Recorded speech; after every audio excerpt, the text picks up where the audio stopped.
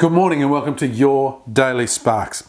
You know, history may not run in circles, but people certainly do. We see generation after generation where the children repeat the mistakes of the parents.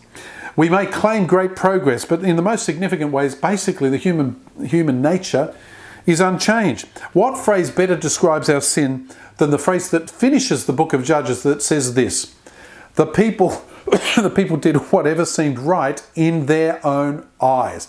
That pretty much sums up our entire culture. Now, the people in the time of Judges, they didn't have a king or some authority there, they had the judges. But they decided they wanted a king because everyone around them had a king. And so they went to God and they said, don't tell us what to do, don't give us the prophets, we want a king.